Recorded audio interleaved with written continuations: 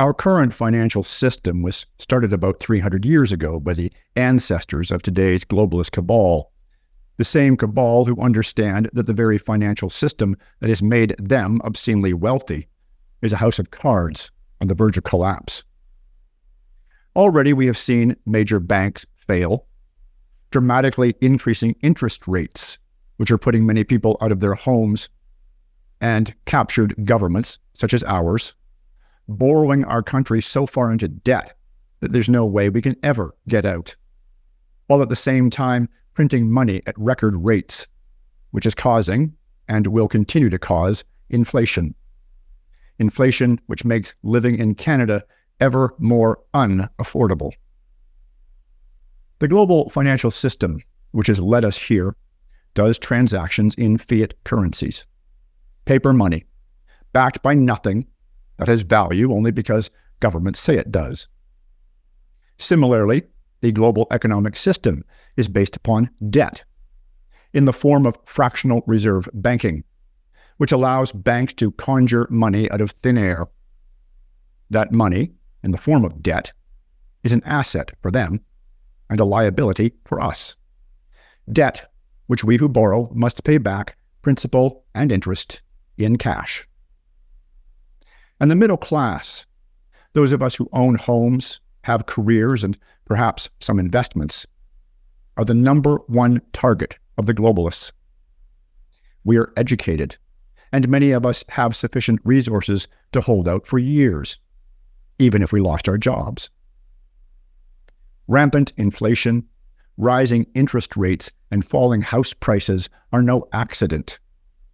They are a campaign by our would-be globalist masters to make us all uniformly poor, and thus subject to their rule. But as always, when it comes to money, those with knowledge may not only survive, but profit. Peter Merrick is a U.S. cross-border insurance and trust specialist who has compiled a list of perfectly legal strategies for protecting your assets by moving them to the U.S. and further protecting them once they are there. Peter, originally from Toronto, has been living in California since 2019, so he has inside knowledge of how both countries handle money and investments. Peter is the author of 3 books on business and investing. He is considered one of the leading experts in business succession planning, intergenerational wealth transfer, risk management, estate and trusts, philanthropy and demographic aging, cross-border financial planning, and executive benefits and pensions. He joins me today to educate us all on how the current financial system works, why the collapse of that system is inevitable, and why the globalists need to replace that system with CBDCs and social credit scores. But most importantly, how to protect your assets by transferring them out of the country, and do so perfectly legally while paying an absolute minimum in taxes.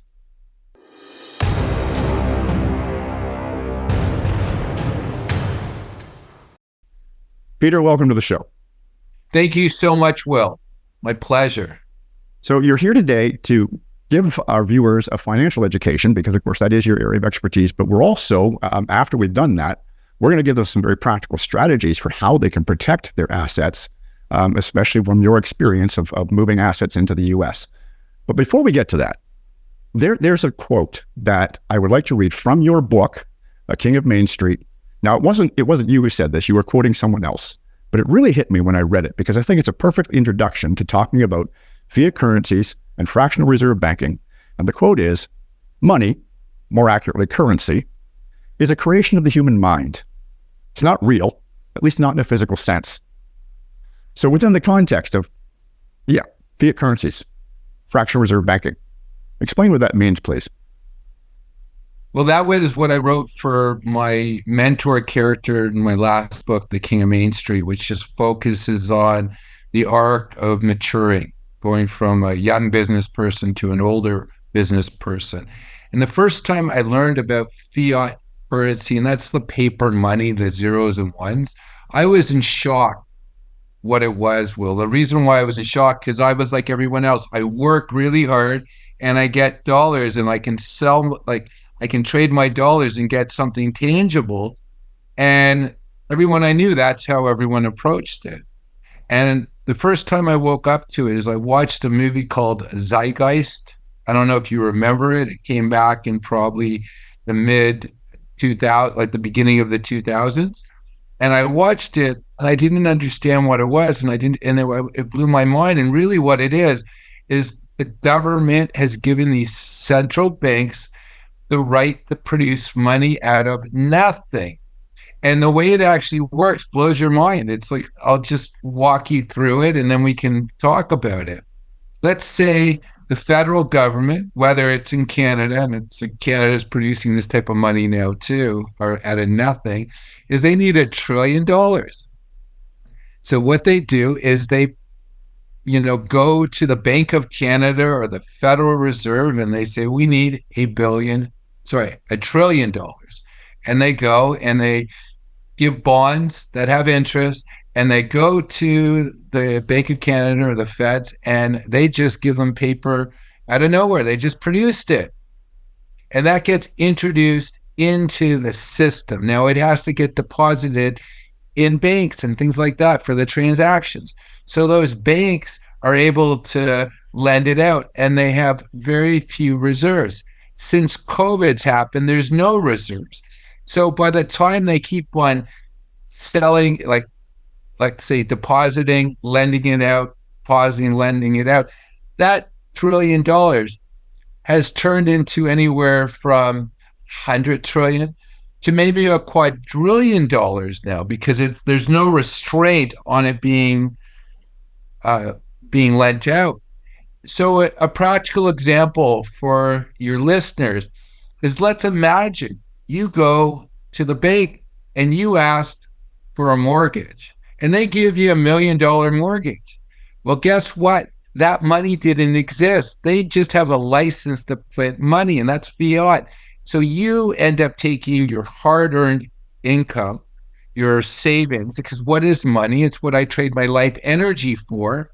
And here's something that's being created out of nothing. So that $1 million has been created out of nothing. And I put a lot of work and effort in saving this fiat cash. And then what happens is I have to pay the mortgage. Now, the problem with this entire system that should scare all of us is they're producing the $1 trillion, and they produce that $1 million for your home. However, they haven't produced the interest. So this is the biggest Ponzi scheme, because they have to keep on producing more and more of this fiat cash.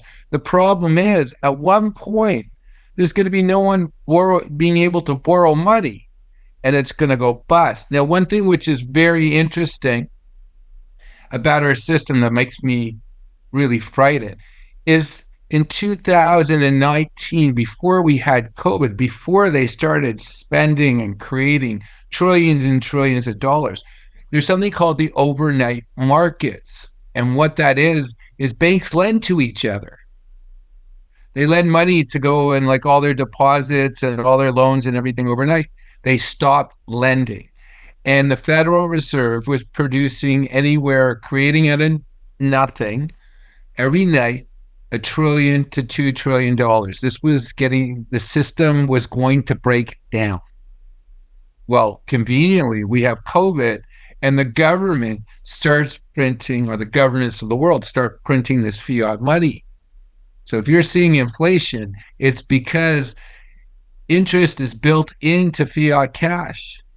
So you're always going to be running behind the 8 ball, because you don't have any control on your buying power, because the government erases it. And what's going to happen? I look at history. That's all I can do, is look at history. This happened in China in the 13th century. They started issuing out so much of this paper money, the country went bankrupt. This happened in Germany during the 20s. By the end of the day, you would need 1 million marks to buy a loaf of bread. This happened in Argentina. Countries that just keep on printing money eventually will go bust. Right. And the real problem I have, sorry about that, the real problem I have is people don't understand what the government has done to them. They've made them broke before they even got out of the womb. And I want to unpack a number of things from what you've just said so we can give people a greater understanding. And I always ask my experts, because sometimes what I try to do is take things that you've said and put them into very plain English that, somebody like myself would be able to understand. If I get anything wrong, Peter, please correct me. So first, I want to just give very simple explanations for what's a fiat currency and what is fractional reserve banking. A fiat currency is just paper money printed by, well, it doesn't matter who it's printed by, but the government says it's worth X. It's not founded on anything. It's not backed by anything. That's what it's worth. That's a fiat currency. Fiat being the word for when a government or a monarchy just makes this blanket statement. Okay, fractional reserve banking. Now you've made reference to something really important here, but we want to get the definition down first. It used to be that, hundreds of years ago, if you wanted to go to the bank and borrow money, you were borrowing other people's money. If you needed, $1,000, you were borrowing $1,000 of other people's money that they had in their vaults. My understanding of fractional reserve banking is about 300 years ago, the very first central bank in Europe, I think it was in Germany, formed, and they convinced the government to let them do this little scheme where they said, well, we're not going to have everybody coming to the bank all at once for their money. So we should be able to lend out more money than we actually have in our vaults. And that's the fractional reserve part of it. Now, up until a while back, my understanding was that the fractional reserve ratio in the United States was 10, which meant for every dollar they had in their vaults, they could loan out 10. Now, you made a statement about it being 0 now, but before we move into that, I just need to make sure everything I've just said, is that essentially correct? Correct. Okay, great. Except for one thing. Except for one thing. It was 3%, and the governments were like passing regulations saying they had to get up to 3%. It's probably been 0 forever. Right. And that's the practical thing we need to get into. Because if the fractional reserve ratio is 0, which means they can basically type numbers into a computer all day long, print unlimited amounts of money. Well, once again, we've got a double problem. We've got fiat currency, which is worth whatever the government says it is, which basically means it's not actually worth anything because it's not backed by anything. And now we get a fractional reserve ratio of 0, which means they can create unlimited amounts of fiat currency that's worth nothing. But here's where they get us, and you made a very good demonstration with a mortgage and how they don't create the interest. So they get to type numbers into a computer to create that $1 million mortgage, which the borrower has to pay back principal and interest in cash. Quite the setup, isn't it? It's quite the scheme. Well, it's even better than that. Think about that. They created something out of nothing. They gave you like the equivalent of like IOU notes. So they've created that. And if you miss a payment, they'll take a real asset in the real world because they gave you a fake asset, something that doesn't even exist. Like what? And they've got people thinking it's real. So when they go and they see a dollar bill or something hits their bank account, they think it's real. And it's even more frightening than that, because I'll share with you like the things that should blow our minds. One, they can grab a real asset for something that's not real. Number 2, they have derivatives on things that are like creating more money. We're talking quadrillions of dollars. We don't have a debt in Canada. What is the debt in Canada? I haven't kept up with it. I know what it is in the U.S. If you'd call me in a better day, I'd probably have that off the top of my head. I can't remember right now. It's like $1 trillion, $2 trillion now. Like Trudeau spent more money. I remember when it was only it's far more than that. It's far more than that, because just last week, Chrystia Freeland gave herself the right to borrow an additional $500 billion this year. Unbelievable. With no explanation of what they're going to do with it. It's going to her grandfather's friends back in the Ukraine. Quite possibly. We don't know. Right now, I don't know. But that happens. So the second thing is you've got quadrillions of derivatives out there that magnify this nothing. Now they've magnified it further. Like everybody buys like stop losses and everything. The other thing is, do we really own anything? Like honestly, you buy a house, you have to pay. You still have to pay tax on it. Like, do you really own anything? One of the things, and this is the last thing that really concerns me, after 2008, and they did the bailouts in the United States, we were told that, they gave these banks close to $1 trillion. In Canada, we felt really like, oh, our banks are so strong. Well, our former prime minister that everyone loved because they thought he was conservative, he ended up moving all the bad debt on the Canadian banks from the Canadian Mortgage Corporation, and he moved it. It was actually more than what the United States had given. We're going, look how strong our banks are. He took about $82 billion and he moved bad debt onto the Canadian government. So to the people, not the government. Yes. And that happens to be like major concern for me. So the question that I always have, now I know about this, so what do I do?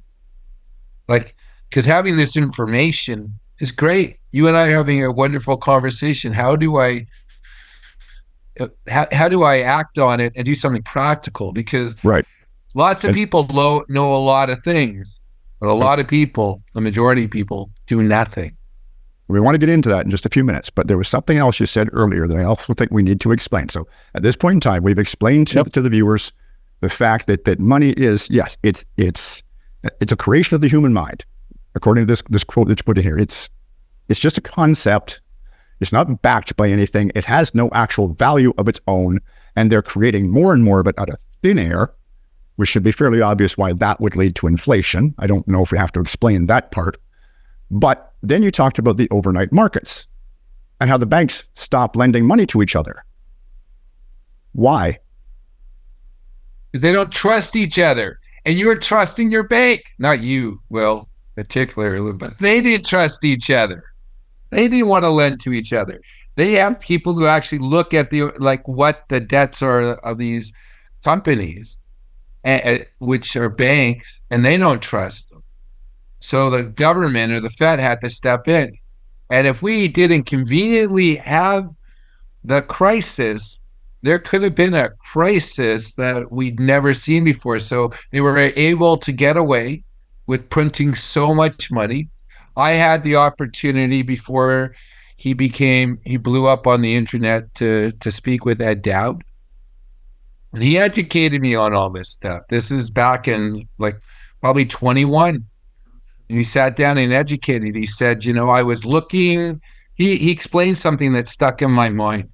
Because I was asked a really great question during COVID. He said, when did you know that it was a scam?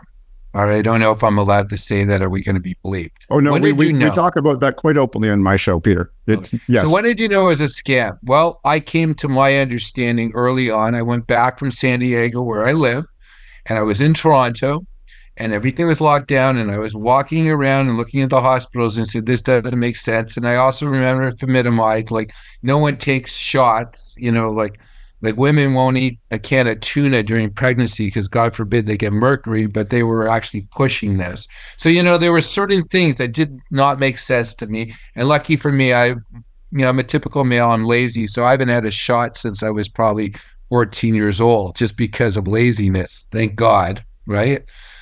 It's not going to work with other things in my life.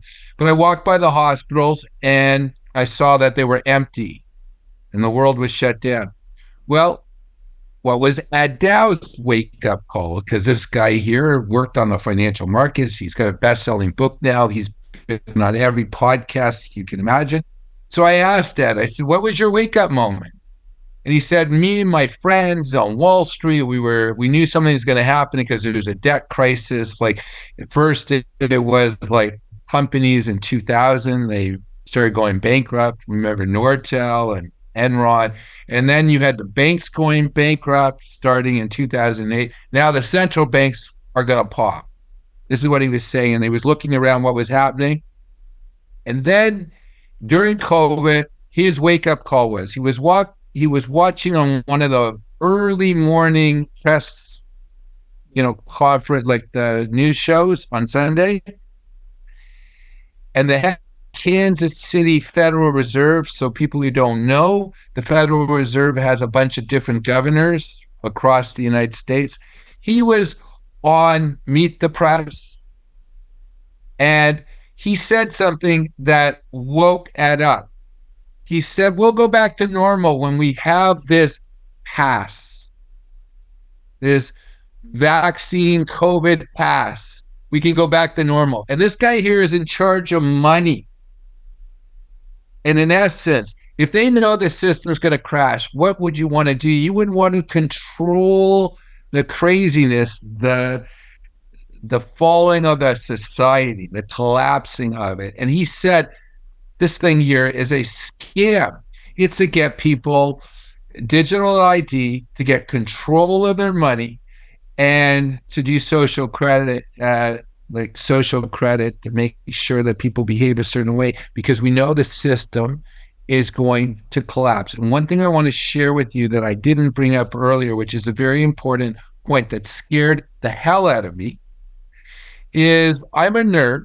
My expertise was tax planning for corporations, and I would read the budget. Now, not what they would tell you to, what they were doing, where they put on like new shoes and I don't know, I can't call it a person who's our new finance minister. It looks like a gobble.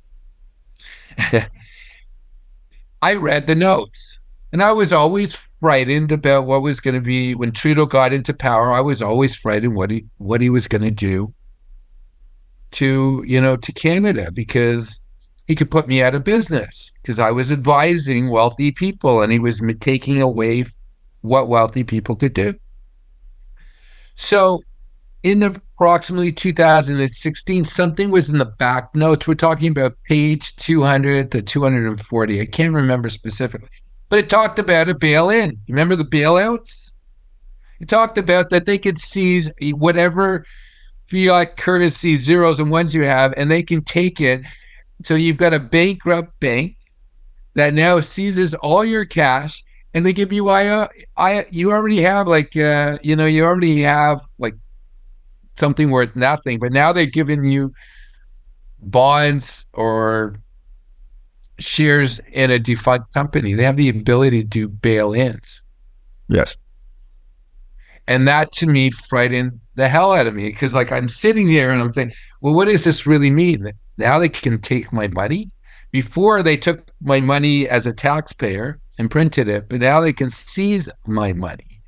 And it really frightened me. It really frightened me, because we already know over the last, anybody who, has had a bank account knows that for them to have your money, it's a privilege. They actually have all these taxes, service fees. And now they have the right to take your money. Now, earlier, and that gets into the commercial banks, but a few minutes ago, you talked about, and nobody's surprised that the commercial banks may be about to fail. We're seeing it happen already. They're crashing left, right, and center, and it's probably going to keep happening, almost certainly going to keep happening. But a few minutes ago, you made reference to the private central banks collapsing. And this is not something I've heard before, Peter, because I had the same impression, I think, that many of my viewers do, that the private central banks are largely owned by the globalists who control everything. They're the ones who ultimately have the power to create unlimited money out of thin air. So how could something like that collapse? Well, everybody needs to be able to borrow. They need to be able to lend out the money. So they've taken on all this debt. It was pretty incredible when you really looked at it, what was happening. The United States was issuing debt, and the central bank was lending, and then they were buying back the bonds. It was just all it was all theatrics. It wasn't even real.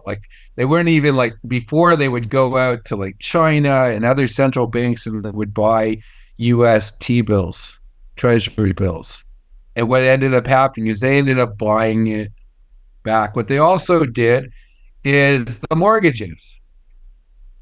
the Federal Reserve owns about 33% of all the mortgage paper out there. Like, it can't be sold. So as soon as people wake up and they realize that the money's not worth anything, they're going to stop Patriot, which happens to be the Federal Reserve and the Bank of Canada. They're going to find other ways to store their wealth, because there's a difference between currency, which is a medium of exchange, and actual value. And people can't separate the two. Just like when people buy stock, they can't make the connection, the majority of these people, when they're trading on the stock exchange, that there's a real company. It's been separated. And there's no reason for them to really understand, because if things are good, why should I know? I shared with you that I woke up during the scamdemic. Well, my life was damn good, Will. So there was no reason for me to wake up. I had a very interesting conversation. I'm not going to mention this person's name, but he's a producer at CBC. I've always worked with entrepreneurs. I looked at the government as a cold sore that you just want to keep under control. And my friend had a conversation with me in 2017. He was a producer over at CBC. He says, you don't see what's happening. You don't see what's happening in this woke culture and control. Because everybody I dealt with, as entrepreneurs, we would do whatever we could to keep the government out there.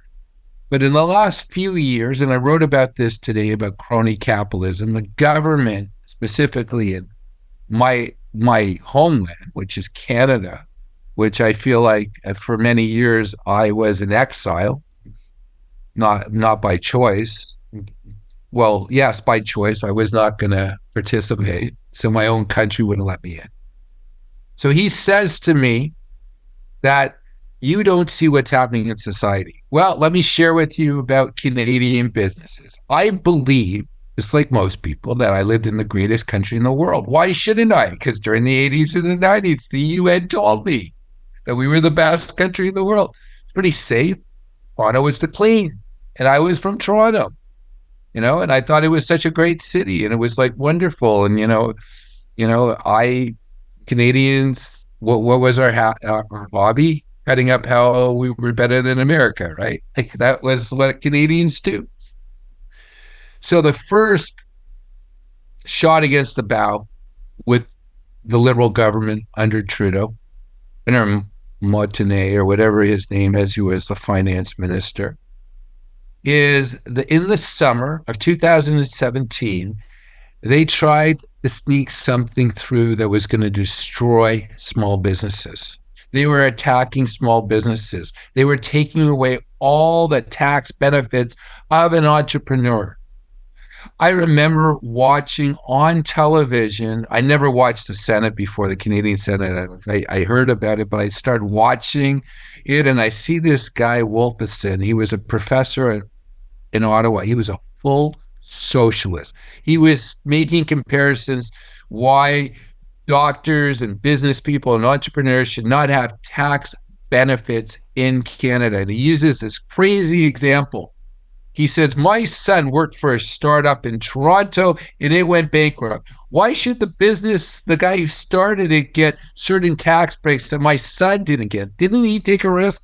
And I'm going, yeah, your son was able to live in your basement. The other guy lost his house because the company goes bankrupt and he's moving into his parents' basement. Like, the difference is you get reward. I take risk, I get reward. So the government said that they were going to change the entire Income Tax Act within 70 days. Let me give you a comparison. There was a Carter report in 1962 where they were going to modify the Income Tax Act. It took 10 years before they implemented any of the recommendations. Trudeau steps in and says, we're going to tear apart the income system, that business owners are criminals ripping off a regular person. That was a first wake-up call for me, because this had never happened in Canadian history, that the government was going to completely change something so fundamental to Canadians. Then comes the second shoe. The second shoe is you can go into Walmart during COVID. You can go into Costco during COVID. You can't go into the local store and support the local person. Why would you want to do that? If I were the devil, I would want to go and put you out of business and me out of business, because if I'm not married to the state, I'm going to say no. But if you've ever walked into a government federal building and asked if these people have the backbone to say no, no, they don't, because they're completely dependent on the government and their policies. They are slaves. If you have a strong middle class of independent thinking people who rub up against the environment and they have to make choices and they survive, they're not good sheep. And I can share with you that many of my colleagues and friends who are entrepreneur and independent, guess what they didn't take during COVID? They were the 5%. You want to break those people. You want to get them on some type of welfare system, and they're married to the state. And I just have to say this, because when I heard this term, it just blew my mind. It's called a dog king. You know what a dog king is? Well, I do, because I read your book, but I'm going to let you explain it. I have to say it because I didn't understand it before. So I'm the devil. Let's imagine. So if I'm the devil, what would I do? I ask that question. Everything makes sense at that point. A dog king it goes back to the 600s. And it's when the Swedes defeated the Danes. Now, the Swedish king wanted to humiliate the Danes, so he appointed a king, and it was a dog. And it was to humiliate them, so all the edicts coming in through the Swedes were supposedly attributed to this dog. It was to make them break their will, to humiliate them. Well, guess what the controllers have done? They've appointed dog kings. Justin Trudeau, Joe Biden, Ardern in New Zealand. You name it, they exist all over the place. And think of it this way. If you listen to an idiot, who's the bigger idiot? Okay, so now I'm building to a point, Peter, so stick with me. And you've been giving us some great information. So I want to start from the beginning here, just do a little summary of where we're going. So we started out by talking about fiat currencies, fractional reserve banking, the fact that our entire currency system is really just an illusion. It's a house of cards. It's not built on anything, that it's going to lead to rapid inflation, and is. And then we've got, the central banks, which, the founders of those central banks were the ancestors of the globalists who are behind all of this today, the people who are putting into place those dog kings to control the governments, therefore to build their world government and control everyone.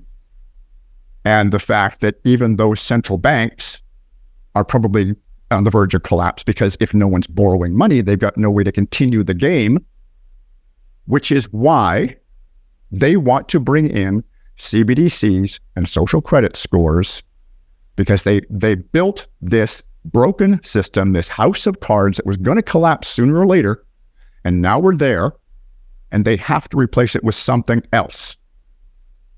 Is that about correct so far? Because I've got one more major point to add to it. That is definitely correct. Okay, so now, you made allusion to this earlier, and it's going to lead into your area of expertise, and one of the reasons why I wanted to talk to you and bring your information to my audience. Because you were talking earlier about the business owners, the small businesses, that way back in 2017 in Canada, they were looking for ways to shut them down. It's been very obvious to me through the entire COVID narrative, the whole pandemic, that the number one enemy of the globalists and their plans are the middle class. We're educated. A lot of us have enough assets that we could last for several years without employment if we had to. However, most of those assets are in our homes, and it's very obvious that they're going after the value of houses. They're going to try to create a real estate crash so they can put a whole bunch of people upside down, owing more money than their house is worth. So you turn everybody into slaves. I just wanted a comment from you on why is the middle class the number one enemy of the globalists and their plans? Because they're independent. They have assets. They're not married to the state. When you have security, it's what we call in the financial industry, it's called FU money. You're able to say, screw you. I'm not doing this. If I have enough money, I can leave my employment or something I'm doing because I have enough money. I'm not going to take a shot. I'm not going to sign up for things that I think are bull. When you have a strong middle class, you have independence. They do not want you to be independent. We can see this happen in the Great Society in the United States. People don't know this about the Black community in the United States. Because they were segregated, they had incredible businesses. They had a higher marriage rate and less children being born outside of wedlock than the white population. And then one of the biggest races, Johnson, goes and puts in policies for the Great Society, which says that if you have a male in the home, you don't get any assistance. So they forced an entire culture to be destroyed that was self-sufficient. Well, guess what? It didn't stay in that community. It moved throughout the rest of the community. Because I remember back in the early 1990s, Hillary Rodham Clinton, who only changed her name to Clinton when Bill was elected, wrote a book that said it takes a community to raise a child. Think about that. If you go and you start doing your deep research into the Rockefeller Institute, into all these different groups, you find out that it's not just the middle class, it's the family. It's the family unit. Because if you have a male there who follows traditional values and you have a mother, you don't mess with those people, especially if they've got a strong community. So what do? You basically destroy them. People don't know this about the early suffragettes. A lot of them were almost Satanists. And there was an entire argument against the equal rights amongst women, because they're saying, I don't want to go to war. I don't want to die. I want to be able to spend time with my children. Because think about it. Going off, for most people, they go off to work and they have a second income just to pay for childcare. Someone else is paying. I'm paying someone else to raise my children. And then I send them to school and they have this indoctrination process. They don't teach them writing, reading, and arithmetic. They teach them woke. I went back to Toronto after 3 years of not being able to go back to my country because I made a choice over my body. And I saw this flag everywhere. I went around and I just took pictures walking on Yonge Street. For those of you who are listening, Yonge Street is the street in Toronto. And I walked 2 miles and I took about 60, 70 pictures, individual pictures that they had a flag that I could not speak about because it must have been the same way that it must have felt in Nazi Germany, that if you saw that swastika, you couldn't talk about it or you would be taken off to the gulags. You can imagine which flag it was. It was in June. I'm being very politically correct right now. But it became like a silencing. Something else actually really upset me when I was back in Toronto. And I'm living in California. So I want Canadians to know how upsetting this was for me. I went away and I felt like Rick Van Winkle. I did not recognize the city of my birth. It was disgustingly dirty. It was. There's a number of things I want to say, but I want to share the part that actually really made me sad. I know 14 people I'm directly connected to who have someone immediately in their family that's not happy with their gender. I don't know where the hell this happened. I do not know where it came. Is this the cool thing to be right now? Well, guess what? If I was a devil, I would want to go and have people confused, young people, because guess what? If we had the Titanic today and the average Canadian male was going to step aside for the women and children, that ain't happening. They're going to be wearing a dress and a wig and being like Klinger, and then they're going to be the ones to first jump in to the lifeboats. Guess what? If I wanted to bring down a society, I would want to attack being a male. I would want to attack the family, and I would attack the female. And I would have you listen to ridiculous things so you didn't know what was up, and I would make you soft and weak. And the story of Hansel and Gretel, I would, if I was a witch, because basically these people are the witch in this story, I would get you all fat, lazy, so I could eat you. It'd be easy to eat you. Yes. So I know you can tell, well, I'm really passionate about this stuff because I'm like a Stepford wife. And who woke up from their programming. Because if you asked me 5-6 years ago, I lived in the greatest country in the world. We didn't have guns. We didn't have people on the street. We have socialized medicine. It was really good, centralized medicine, until I got a call from Service Ontario giving me a courtesy call because they didn't have me on the system that I had taken a jab. Well, that's a precursor to digital currency and social credit, isn't it? That they knew that, and I knew it was happening. But guess what? Because I dealt with a lot of computer consulting companies that were my clients that had these huge contracts that just sounded great. Oh, they're centralizing all records. Guess what? Right now is the time that if you're going to make a change or make a stand, it's it. Because if you don't speak now, guess what? You'll never be able to speak. Right. And there's a famous saying, and I just want to share with you. It came from a revolutionary in Mexico. I'd rather die standing than live on my knees. And that's the question that all of us are going to have to make, because guess what? We all die.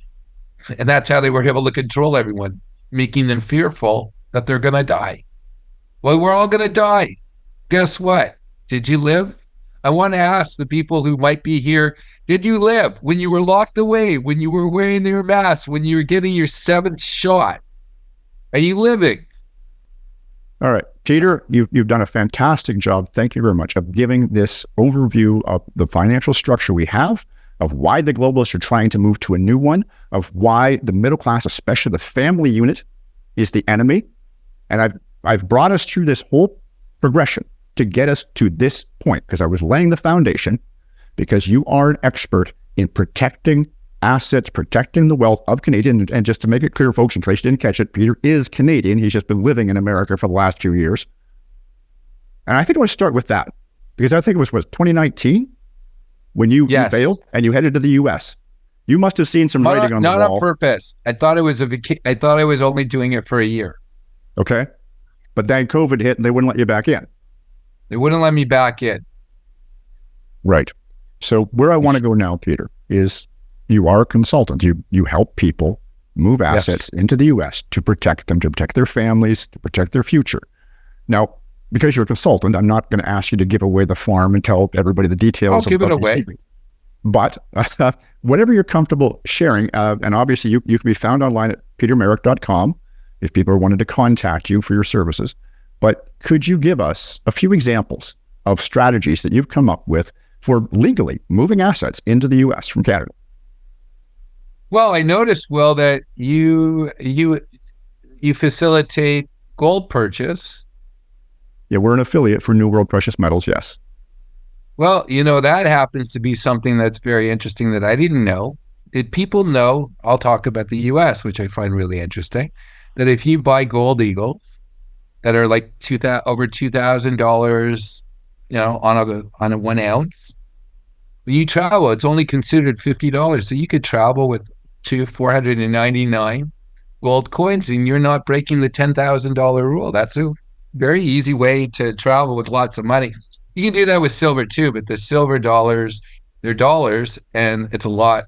You should be leaving with a few £100. It's also, they're treated differently because it's currency. And I want people to think about their nickels and their quarters, that it costs a lot more material that those things are stamped on than what the value is. And that's the same thing that individuals can have. The other thing that I found really interesting is if you bring them across the border to the United States, you purchase the coins through you will, or through your affiliate, and you go, and let's say it goes up to $10,000 because fiat currency is worth nothing, right? It's not that the gold is going up; it's the currency is going down, and you have to get whatever currency is available.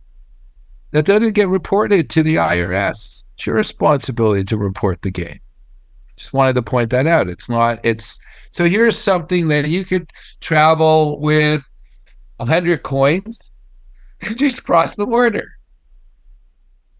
So you could literally be carrying around a small fortune in gold coins. And there's no issue with carrying that across the border.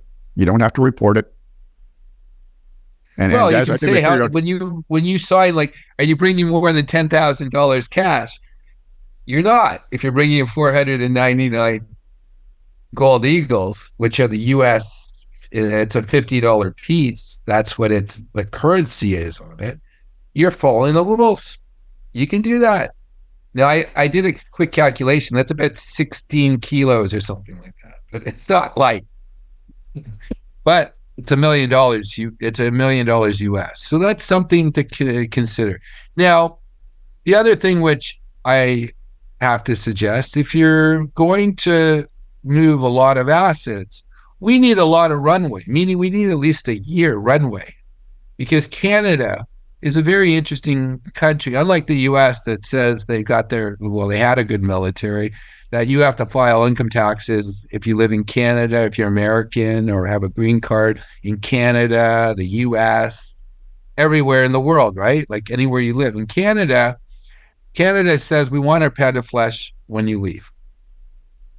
So the strategy is this. You want to lower your exit tax in Canada because you maintain your Canadian citizenship, but you give up your Canadian residency for tax purposes.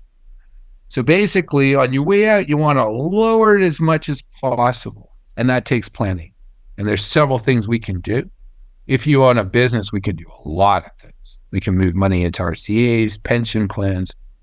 We can do things that are very solid, that we can have you lower your tax on the way out. And you know what's really good about the treaty between Canada and the US? People think that they want to move their money to offshore islands and things like that. No. The best place for a Canadian to go is the United States because of that treaty. You move the money into the US, you move it in, they got trust that, unlike in Canada, that if you put money into a trust in 21 years, it has to distribute the assets. These things are 400 years. You can shove your stuff into the trust, and whatever money comes out of the trust that you live in, well, you know the tax you paid on the exit in Canada? They give you a tax credit in the US. So you'll never pay taxes again. You pay the tax there. The money will be able to be passed on to heirs in the United States because you moved it. The cost base has been set. It's in a trust that's no longer yours, that lasts forever. And you're getting these tax advantage because you're getting these tax credits based on the tax you paid in Canada. The other thing that I actually really focused in lately, which I think is overlooked, I would only buy investments that were offered, not by brokerage house. I would only buy them from life insurance, mutual life insurance companies. And let me share with you why. And this came about from deep discussions with Andre Spitter, who introduced us. Adrian Spitters, yes. Because he said, if the world starts falling apart, Peter, where do you want to get up on the shore line as far as you can before it collapses? So we started discussing this, and I never really thought about it. And then I started looking into mutual life insurance companies. They're under a different act. They have required reserves. Remember, we talked about these banks have no reserves. These guys have required reserves. Have you noticed Buffett loves life insurance companies? He does, because these things make huge amounts of money. But if you own a mutual life company, the people who have participating policies, they're the ones who the insurance company pays profits to and has to answer to. So they have solid real life investments because of the requirements.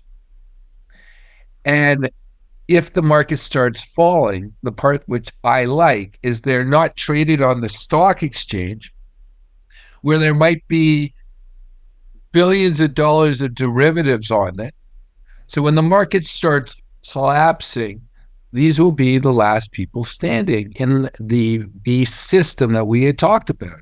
We're all going to be impacted. You could have, $1 billion worth of gold eagles, and if it goes to crap, it doesn't matter what you have. I was listening recently that Zuckerberg is building underground tunnels and everything to live in. And you hear rumors of people on the islands who say, if the world goes to shit, they're going after him. So we're in the beast system still.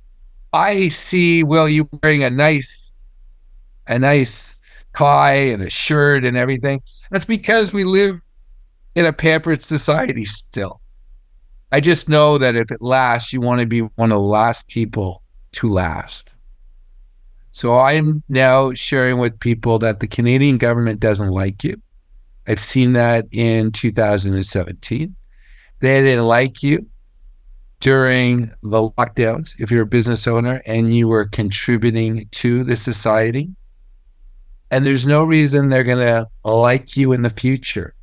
So if you worked hard in the United States, unlike in Canada, their constitution are laws of the land.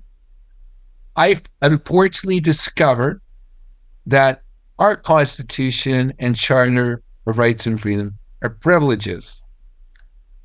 And right now, those privileges are afforded to you still. You want to go to places, and the only place in the world that I believe is there certain states in the United States. And we saw it during COVID.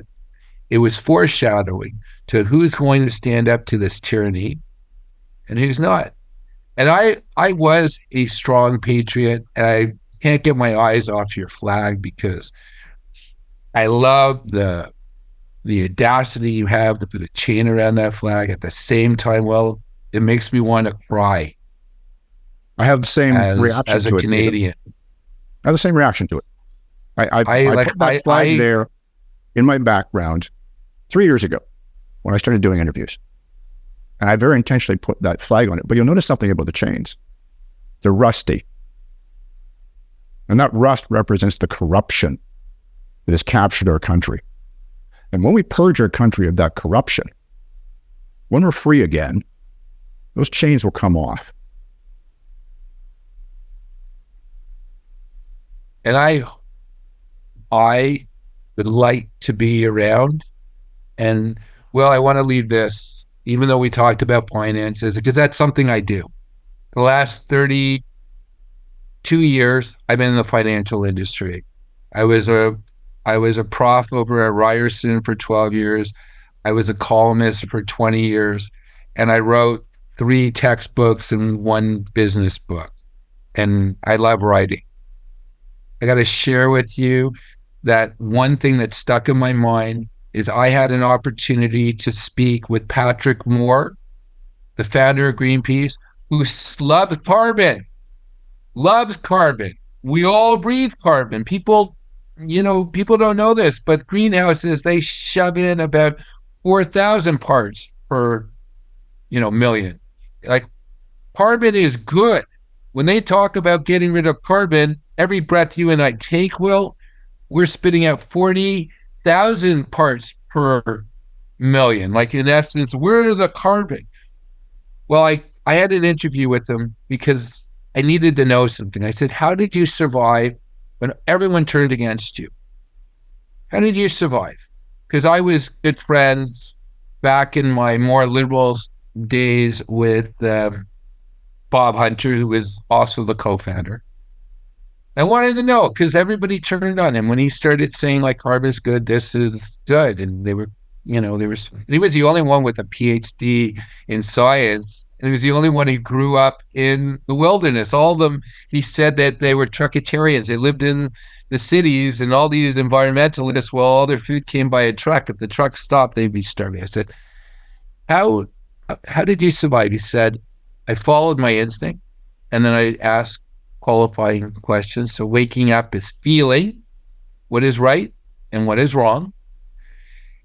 And number two, as he told me how Greenpeace started, it was really interesting. He said there were about 4 people who were having problems with, like, the nuclear bombs being tested, or, if you believe they exist or not. They were going up to Alaska.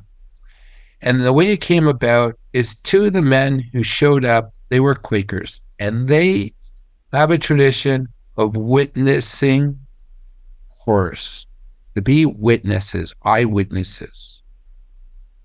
Watch these people who are demonic, who are selling themselves for the coin, for, stupid trips, whatever, who injected people, who've put in these crazy laws. Be a witness. Because after we get out of this, we need people who witnessed.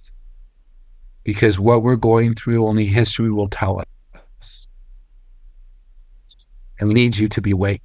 We need you. And if you're going to stay in Canada, I say, make a community. Be surrounded by like-minded people. Because in the end, it's not going to be how many dollars you have. It's going to be how many real friends you have. Peter, thank you very much for your time today for this interview, for educating us on the financial system, on why they're wanting to change it, and how people can protect themselves. Once again, folks, you can contact Peter at petermerrick.com. There'll be a link beneath this interview where you can reach him. Peter, thank you again. Thank you, Will. And I know I'm passionate, but I got to tell you, it's your fault. Seeing that flag with that chain as a Canadian, I still get angry to see these corrupt people make decisions for my family, for my friends, for my community, for my city, for my province, and for my country that do not benefit the people of Canada. It just gets me. Yes. I'm going to have to go for a walk after, because I got myself really agitated when I think it doesn't go away. I can ignore it for a bit, but that flag is such a powerful symbol, and thank you for having it. Thank you, Peter. Thank you.